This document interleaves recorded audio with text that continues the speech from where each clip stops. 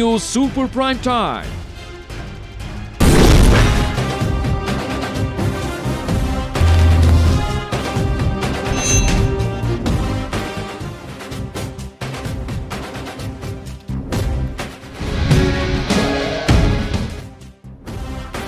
ಇದು final fight ವಿಶೇಷ.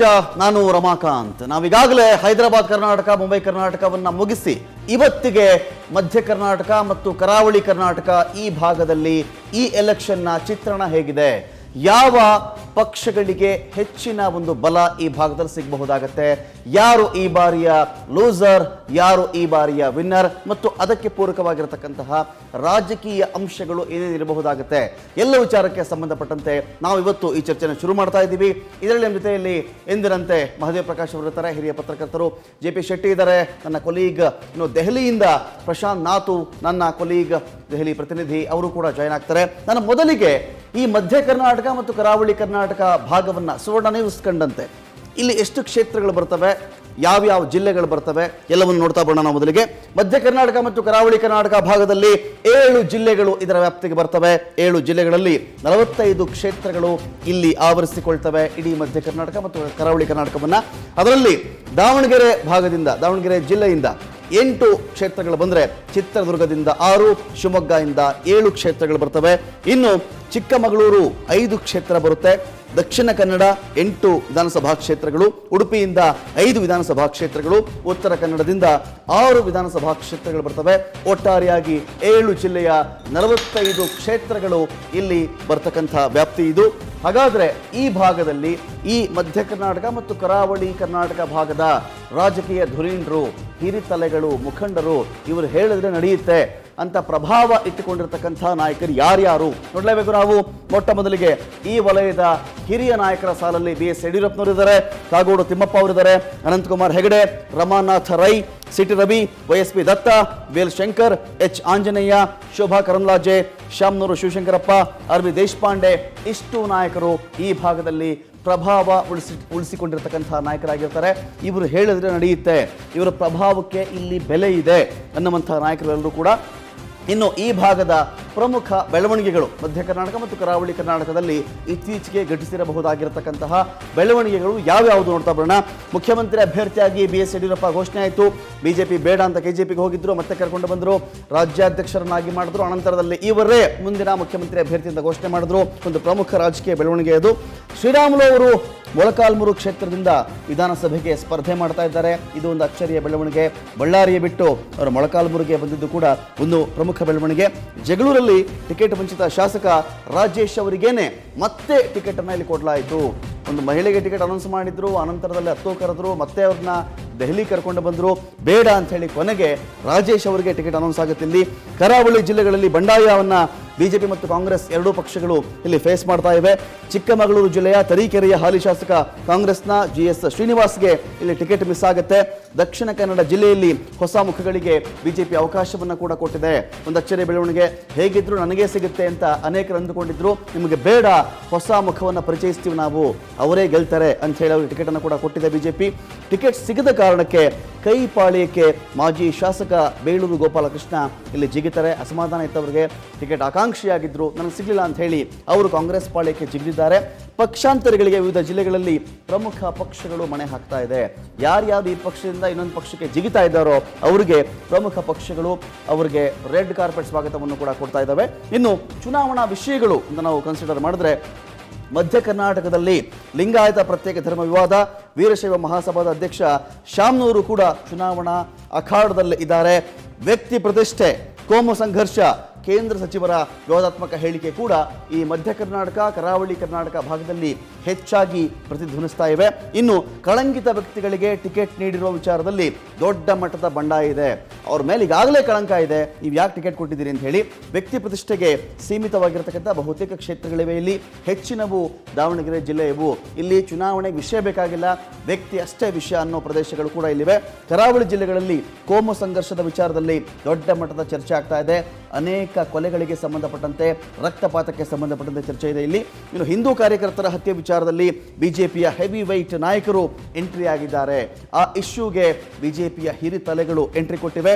ಇನ್ನು ಮಲೆನಾಡಲ್ಲಿ ಒತ್ತುವರಿ ಜಮೀನು ತರುವ ವಿಚಾರದಲ್ಲಿ ಅರಣ್ಯವಾಸಿಗಳ ಅನೇಕರು ನೆಲೆ ಕಳೆದುಕೊಂಡಿದ್ದಾರೆ. ಇದು ಪ್ರಮುಖ ವಿಚಾರವಾಗಬಲ್ಲದು. ದಾವಣಗೆರೆ ಜಿಲ್ಲೆಯಲ್ಲಿ ಬೆಳೆಗಳಿಗೆ ಒಳ್ಳೆ ಬೆಲೆ ಸಿಗ್ತಾ ಇಲ್ಲ ನಮಗೆ ಅಂತ ಹೇಳಿ ರೈತರು ಕಂಗಾಲಾಗ್ಬಿಟ್ಟಿದ್ದಾರೆ. ಹಾಗಾದರೆ ಇದರ ಆಚೆಗೆ ನಾವು ಇಷ್ಟು ಚುನಾವಣಾ ವಿಷಯಗಳಾದ ಮೇಲೆ ಒಳ ಒಪ್ಪಂದಗಳು ನಡೀತಾ ಇದೆಯಾ? ಇಲ್ಲಿ ಕರಾವಳಿ ಜಿಲ್ಲೆಗಳಲ್ಲಿ ಬಿಜೆಪಿ ಮತ್ತು ಕಾಂಗ್ರೆಸ್ ಮಧ್ಯ ನೇರ ಹಣಾಹಣಿ ಏರ್ಪಟ್ಟಿರೋದು ಗೊತ್ತಿರತಕ್ಕಂಥ ವಿಚಾರ. ಬಂಡಾಯ ಎದ್ದಿರ್ತಕ್ಕಂತಹ ನಾಯಕರನ್ನ ಬಿಜೆಪಿ ಮತ್ತು ಕಾಂಗ್ರೆಸ್ ಇಲ್ಲಿ ಸೆಳಿತಾ ಇದೆ. ಚಿತ್ರದುರ್ಗ ಜಿಲ್ಲೆಯಲ್ಲಿ ಜೆಡಿಎಸ್ನ ಸಹಕಾರವನ್ನು ಕೂಡ ಬಿಜೆಪಿ ಮತ್ತು ಕಾಂಗ್ರೆಸ್ ಇಲ್ಲಿ ಪಡೆದುಕೊಳ್ತಾ ಇವೆ. ಕರಾವಳಿ ಜಿಲ್ಲೆಗಳಲ್ಲಿ ಮಾತ್ರ ಕೇಡರ್ ಕಾರ್ಯಕರ್ತರ ಮಟ್ಟದಲ್ಲಿ, ತಳಮಟ್ಟದಲ್ಲಿ ಆ ಕೇಡರ್ ವ್ಯವಸ್ಥೆಯ ಕಾರ್ಯಕರ್ತರನ್ನ ಬಿಜೆಪಿ ಹೊಂದಿದೆ ಕರಾವಳಿ ಭಾಗದಲ್ಲಿ. ಇದು ಮಧ್ಯ ಕರ್ನಾಟಕಕ್ಕೆ ಹೇಳಲಿಕ್ಕೆ ಬರೋದಿಲ್ಲ. ಇನ್ನು ದಾವಣಗೆರೆ ಜಿಲ್ಲೆಯಲ್ಲಿ ವ್ಯಕ್ತಿ ಪ್ರತಿಷ್ಠಿತ ಕ್ಷೇತ್ರಗಳು ಜಾಸ್ತಿ ಇದ್ದು ಹಿರಿತನಕ್ಕೆ ಗೌರವ ಸಿಗುವಂತಹ ಚಾನ್ಸಸ್ ಕೂಡ ಇಲ್ಲಿ ದಟ್ಟವಾಗಿದೆ. ಶಿರಸಿಯನ್ನು ಹೊರತುಪಡಿಸಿದರೆ ಉಳಿದ ಕಡೆಗಳಲ್ಲಿ ಅಸ್ತಿತ್ವಕ್ಕೋಸ್ಕರವಾಗಿ ಜೆಡಿಎಸ್ ಹುಡುಕಾಡಬೇಕಾಗಿರತಕ್ಕಂಥ ಪರಿಸ್ಥಿತಿ ಕೂಡ ಇದೆ. ಶಿವಮೊಗ್ಗ ಜಿಲ್ಲೆಯಲ್ಲಿ 3 ಕ್ಷೇತ್ರಗಳಲ್ಲಿ ಪ್ರಬಲವಾಗಿರತಕ್ಕಂಥ ಜೆಡಿಎಸ್ನಿಂದಾಗಿ ಬಿಜೆಪಿ ಮತ್ತು ಕಾಂಗ್ರೆಸ್ಗೆ ಅಡ್ಡಿ ಕೂಡ ಆಗಬಹುದು ಅಂತ ಹೇಳಿ ಅನೇಕರು ಅಭಿಪ್ರಾಯವನ್ನ ಇಲ್ಲಿ ವ್ಯಕ್ತಪಡಿಸ್ತಾ ಇದ್ದಾರೆ.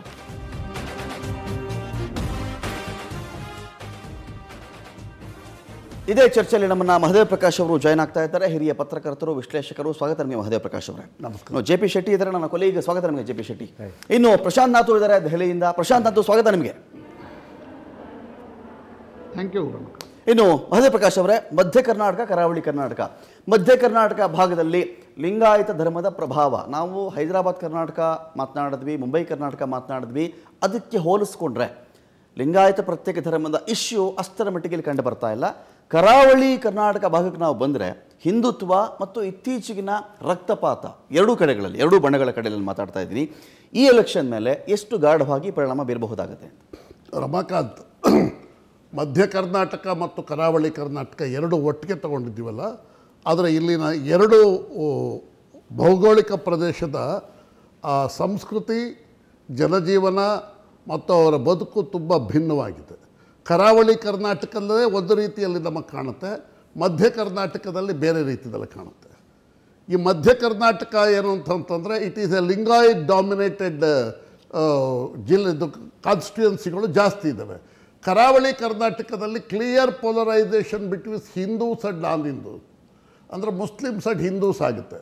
What ever it may be. 2013 ಎಲೆಕ್ಷನಲ್ಲಿ ಮಧ್ಯ ಕರ್ನಾಟಕದಿಂದ ನಾನು ಶುರು ಮಾಡ್ತೀನಿ. ಮಧ್ಯ ಕರ್ನಾಟಕದಲ್ಲಿ ತುಂಬ ಸಿಗ್ನಿಫಿಕೆಂಟ್ ಆದಂಥ ಬೆಳವಣಿಗೆ ಏನು ಅಂತಂದರೆ 8-10 ವಿಧಾನಸಭಾ ಕ್ಷೇತ್ರಗಳಲ್ಲಿ KJP BJP ಡಿವೈಡಿಂದ ಭಾರತೀಯ ಜನತಾ ಪಕ್ಷ ಸೋತು ದೊಡ್ಡ ಪ್ರಮಾಣದಲ್ಲಿ ಕಾಂಗ್ರೆಸ್ ಗೆಲುವಿಗೆ ಸಹಾಯಕ ಆಯಿತು. ನೋಡಿ, ತೀರ್ಥಹಳ್ಳಿ ಅಲ್ಲಿ ಮಂಜುನಾಥ್ ಗೌಡ ಅವರು KJPಯಿಂದ ಸ್ಪರ್ಧೆ ಮಾಡಿ 2000 ಓಟುಗಳ ಮತಗಳ ಅಂತರದಿಂದ ಸೋತರು. ತೀರ್ಥಹಳ್ಳಿ ಆದಮೇಲೆ ಶಿವಮೊಗ್ಗದಲ್ಲಿ ರುದ್ರೇಗೌಡ, ಆಮೇಲೆ ಶಿವಮೊಗ್ಗ ಗ್ರಾಮಾಂತರ, ಚನ್ನಗಿರಿ ಒಳಗೆ ಮಾಡಾಳು ವಿರೂಪಾಕ್ಷಪ್ಪ, ಚನ್ನಗಿರಿ ಆದಮೇಲೆ ಮಾಯಕೊಂಡ ಹೊನ್ನಾಳಿ ಆದಮೇಲೆ ಹೊಳಲ್ಕೆರೆ, ಆಮೇಲೆ ಮೊಳಕಾಲ್ಮೂರು, ಹೀಗೆ ಚಿತ್ರದುರ್ಗ, ಇದು ಮಧ್ಯ ಕರ್ನಾಟಕದ ಸುಮಾರು 10-15 ವಿಧಾನಸಭಾ ಕ್ಷೇತ್ರಗಳಲ್ಲಿ ಬಿಜೆಪಿ ಒಡಕಿನ ಕಾರಣಕ್ಕೆ ದೊಡ್ಡ ಪ್ರಮಾಣದಲ್ಲಿ ಬಿಜೆಪಿ ಒಡಕಿನ ಲಾಭ ಇವರಿಗೆ ಲಾಭ ಆಗಿತ್ತು. ಇವರಿಗೆ ಕಾಂಗ್ರೆಸ್ಗೆ ಆ ಒಡಕಿನ ಲಾಭ ಕಾಂಗ್ರೆಸ್ಗಾಗಿತ್ತು. ಮತ್ತು ಅಲ್ಲಿ BJP ಮತ್ತು KJP ಈಗ ಯುನೈಟೆಡ್ ಆಗಿದೆ. ಒಂದು ರೀತಿಯಲ್ಲಿ ಮಧ್ಯ ಕರ್ನಾಟಕ ಯಡಿಯೂರಪ್ಪನವರ ಭದ್ರಕೋಟೆ. ಆ ಕಾರಣದಿಂದ ಇವತ್ತೇನಿದೆ ಅಂತಂದರೆ ಮಧ್ಯ ಕರ್ನಾಟಕದಲ್ಲಿ KJP BJP ಯುನೈಟ್ ಆಗಿರೋದ್ರಿಂದ ಭಾರತೀಯ ಜನತಾ ಪಕ್ಷಕ್ಕೆ ದಾವಣಗೆರೆ ಮರ್ತಿದ್ದೀರಾ? ಶಾಮನೂರು ಶಿವಶಂಕರಪ್ಪ ಅವ್ರನ್ನ ಮರಿತಾ ಇದ್ದೀರಾ ನೀವು? ದಾವಣಗೆರೆನ ಮರ್ತಿದ್ದೀರಾ ನೀವು? ಶಾಮನೂರು ಶಿವಶಂಕರಪ್ಪ ಅವರ ಪ್ರಭಾವನ ಮರಿತಾ ಇದ್ದೀರಾ? ಒಂದು ಸಿಗ್ನಿಫಿಕೆಂಟ್ ಆದಂಥ ಅಂಶವನ್ನು ಗಮನಿಸಬೇಕು. ಈ ಲಿಂಗಾಯತ ಪ್ರತ್ಯೇಕ ಧರ್ಮದ ವಿವಾದ ಏನು ಪ್ರಾರಂಭ ಆಯಿತು, ಲಿಂಗಾಯತ ಪ್ರತ್ಯೇಕ ಧರ್ಮದ ವಿವಾದ ಪ್ರಾರಂಭ ಆದಾಗ ವೀರಶೈವ ಮಹಾಸಭಾ ಮುಖ್ಯಮಂತ್ರಿಗಳಿಗೆ ಸನ್ಮಾನ ಸಮಾರಂಭವನ್ನು ಮಾಡುತ್ತೆ. ಅಕ್ಕಮಹಾದೇವಿ ಮಹಿಳಾ ವಿಶ್ವವಿದ್ಯಾನಿಲಯಕ್ಕೆ ಅಕ್ಕಮಹಾದೇವಿಯವರ ಹೆಸರಿಟ್ಟದ್ದು, ಜೊತೆಗೆ ಎಲ್ಲ ಸರ್ಕಾರಿ ಕಚೇರಿಗಳಲ್ಲಿ ಬಸವಣ್ಣನ ಭಾವಚಿತ್ರವನ್ನು ಅಳವಡಿಸೋದು, ಅದಕ್ಕೆ ಅಭಿನಂದನೆಯನ್ನು ಸಲ್ಲಿಸ್ತಾರೆ. ಆದರೆ ಲಿಂಗಾಯತ ಧರ್ಮದ ಹೋರಾಟದ ಮುಂಚೂಣಿಯಲ್ಲಿ ಎಂದೂ ಶಾಮನೂರು ಶಿವಶಂಕರಪ್ಪನವರು ಇರಲಿಲ್ಲ.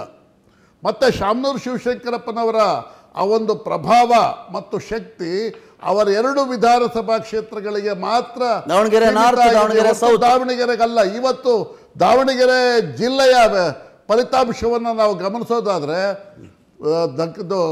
ದಾವಣಗೆರೆಯ 2 ಕ್ಷೇತ್ರ ಶಾಮ್ನೂರ್ ಮತ್ತು ಮಲ್ಲಿಕಾರ್ಜುನ್ ಅವರಿಬ್ಬರು ಸ್ಪರ್ಧಿಸುವ 2 ಕ್ಷೇತ್ರಗಳನ್ನು ಹೊರತುಪಡಿಸಿದ್ರೆ ಇನ್ನು 6 ವಿಧಾನಸಭಾ ಕ್ಷೇತ್ರಗಳಲ್ಲಿ ಭಾರತೀಯ ಜನತಾ ಪಕ್ಷ ವಿಜಯದತ್ತ ದಾಪುಗಾಲು ಹಾಕ್ತಾ ಇದೆ. JP ಶೆಟ್ಟಿ, ನೀವು ಕರಾವಳಿ ಭಾಗದವರು, ನೋಡ್ತಾ ಇದ್ದೀರಿ ಕರಾವಳಿ ಭಾಗದಲ್ಲಿ ಏನು ಡೆವಲಪ್ಮೆಂಟ್ಸ್ ಆಗ್ತಾ ಇದೆ ಅಂತ ಹೇಳಿ. ಈ ಬಾರಿ ಹಿಂದುತ್ವನೇ ವಿಷಯ ಆದರೂ, ರಕ್ತಪಾತವೇ ಇಶ್ಯೂ ಆದರೂ ಕೂಡ ಪೋಲರೈಸೇಷನ್ ಕಾಣ್ತಾ ಇದೆಯಾ ನಿಮಗೆ? ನಾನೇ ಗೆಲ್ತೀನಿ ಅನ್ನೋ ಸ್ಥಿತಿ ಇದೆಯಾ ಯಾವುದಾದ್ರೂ ಪಾರ್ಟಿಗೆ, ಅಥವಾ ನೆಕ್ ಟು ನೆಕ್ ಫೈಟ್ ಇದೆ ಈ ಬಾರಿ ಕೂಡ ಕರಾವಳಿಲಿ ಅಂತ ಹೇಳ್ತೀರಾ? ಈಗ ಬಹಳ ಮುಖ್ಯವಾಗಿ ಅಲ್ಲಿ ಒಂದು ಕೋಮು ಸಂಘರ್ಷ ಉಂಟಾಯಿತು ಅನ್ನುವಂಥ ಒಂದು ಕ್ಯಾಲ್ಕುಲೇಷನ್ ಏನಿತ್ತು, ಅದು ಇಡೀ ಕರ್ನಾಟಕಕ್ಕೆ ವ್ಯಾಪಿಸಬಹುದೇನೋ ಅನ್ನುವಂಥ ಒಂದು ಕ್ಯಾಲ್ಕುಲೇಷನ್ ಇತ್ತು ಆರಂಭದಲ್ಲಿ. ಇನ್ನು ಬೈಕ್ ರ್ಯಾಲಿಗಳು ನಡೆದಾಗ ಮತ್ತೊಂದೆಲ್ಲವೂ ಕೂಡ. ಆದರೆ ಅಲ್ಲೇ ನಡೆಯುವಂಥ ಈ ಕೋಮು ಸಂಘರ್ಷಗಳಿದೆಯಲ್ಲ, ಅದು ಘಟ್ಟದ ಮೇಲೆ ಬರೋದೇ ಇಲ್ಲ, ಅದೇನಿದ್ರು ಅಲ್ಲಿನೇ. BJPಗೆ ಬಹಳ ಪ್ರಬಲವಾಗಿ ಇಲ್ಲಿ ಕಾಣ್ತಾ ಇದ್ದದ್ದು 8 ಕ್ಷೇತ್ರಗಳ ಪೈಕಿ ಒಂದು ಭದ್ರಕೋಟೆ ಅಂತ ನಾವೇನು ಕರಿತೀವಿ. ಭದ್ರಕೋಟೆ ಅಂದರೆ ಯಾವ ರೀತಿಯ ಭದ್ರಕೋಟೆ? ಅದು BJP ಭದ್ರಕೋಟೆ ಅನ್ನೋದಕ್ಕಿಂತ ಹೆಚ್ಚಾಗಿ ಅದು RSS ಭದ್ರಕೋಟೆಯಲ್ಲಿ. ಅಲ್ಲಿ ಕನ್ನಡಕ ಪ್ರಭಾಕರ್ ಭಟ್ ಅವರ ಮಾತು ನಡೆಯುತ್ತೆ. ನಿಮ್ಗೆ ಗೊತ್ತಿರ್ಬೋದು, ಹಾಲಾಡಿ ಶ್ರೀನಿವಾಸ್ ಶೆಟ್ಟರು ಮಂತ್ರಿ ಆಗಬೇಕಾಗಿತ್ತು, ಕೊನೆ ಕ್ಷಣದಲ್ಲಿ ಚೇಂಜ್ ಆಗಿಬಿಡುತ್ತೆ, ಅಲ್ಲಿಗೆ ಇನ್ನೊಬ್ಬರು ಬಂದು ಮಂತ್ರಿ ಆಗ್ತಾರೆ. 8 ಕ್ಷೇತ್ರಗಳ ಪೈಕಿ 7 ಕ್ಷೇತ್ರ ಕಳೆದ ಬಾರಿ ಕಾಂಗ್ರೆಸ್ ಗೆದ್ದಿತ್ತು. ಒಂದು, ಅದು ಕೂಡ ರಿಸರ್ವ್ಡ್ ಕ್ಷೇತ್ರ, ಅಂಗಾರ ಸುಳ್ಯದಲ್ಲಿ ಗೆದ್ದಿದ್ರು. ಸೇಮ್ ಉಡುಪಿಗೆ ನೀವು ಬಂದಾಗ ಅಲ್ಲೂ ಕೂಡ 5 ಕ್ಷೇತ್ರಗಳ ಪೈಕಿ 1 ಕ್ಷೇತ್ರಗಳಲ್ಲಿ ಕಾರ್ಕಳದಲ್ಲಿ ಮಾತ್ರ. ಇದು ನಾನು ಯಾಕೆ ಹೇಳ್ತಾ ಇದ್ದೀನಿ ಅಂತಂದರೆ, ಮಂಗಳೂರಾಗಲಿ ಅಥವಾ ದಕ್ಷಿಣ ಕನ್ನಡ ಆಗಲಿ ಉಡುಪಿ ಆಗಲಿ, ಕಾಂಗ್ರೆಸ್ನಲ್ಲಾಗಲಿ ಅಥವಾ BJPಯಲ್ಲಾಗಲಿ ಇಡೀ ಚಿತ್ರಣವನ್ನೇ ಬದಲಿಸಬಲ್ಲೆ ಅನ್ನುವಂಥ ಯಾವ ನಾಯಕನೂ ಇಲ್ಲ. ವಿಶೇಷವಾಗಿ BJPಯಲ್ಲಿ ಇಲ್ಲವೇ ಇಲ್ಲ. BJPಯಲ್ಲಿ ಇಡೀ ಚಿತ್ರಣವನ್ನು ಬದಲಿಸಬಲ್ಲೆ ಅನ್ನುವಂಥ ನಾಯಕರು ನಾವೀಗ ಗುಲ್ಬರ್ಗಾ ಕಡೆ ಅಥವಾ ಶಿವಮೊಗ್ಗ ಕಡೆ ಅಲ್ಲ, ಆ ರೋಲ್ನ RSS ಪ್ಲೇ ಮಾಡುತ್ತಾ ಅಲ್ಲಿ ಅಂತ? ಖಂಡಿತವಾಗ್ಲೂ RSS ಪ್ಲೇ ಮಾಡುತ್ತೆ. ಆದರೆ ಅಲ್ಲಿ 2 ಟೈಪ್ ನಿಮಗೆ ಇಲ್ಲಿ ಲಿಂಗಾಯತರು ನಿಮಗೆ ಕಾಣಲಿಕ್ಕೆ ಸಿಗೋದಿಲ್ಲ ಅಲ್ಲಿ, ಅಥವಾ ಒಕ್ಕಲಿಗರು ಅಂತ ಹೇಳುವಾಗ ಬಂಡ್ಸ್ಗಳು ಮಾತ್ರ ಕಾಣಲಿಕ್ಕೆ ಸಿಗುವಂಥದ್ದು, ಅಥವಾ ನಿಮಗೆ ಬಿಲ್ಲವನಿಗೆ ಟಿಕೆಟ್ ಸಿಕ್ಕಿಲ್ಲ BJPಯಲ್ಲಿ, ಕಾಂಗ್ರೆಸ್ಸಲ್ಲಿ ಸಿಕ್ಕಿಲ್ಲ, ಅಥವಾ ಬಂಟನಿಗೆ ಸಿಕ್ಕಿಲ್ಲ ಅನ್ನೋ ಕಾರಣಕ್ಕಾಗಿ ಅವರು ಮುನಿಸ್ಕೊಂಡು ಬೇರೆ ಹೋಗ್ತಾರೆ. No way. ಅಲ್ಲಿಯ RSS ಪ್ರಭಾವ ಹೇಗಿರುತ್ತೆ ಅಂತಂದರೆ ಸ್ವಲ್ಪ ಇರುಸು ಮುರುಸು ಆಗ್ಬೋದು ಅಷ್ಟೇ.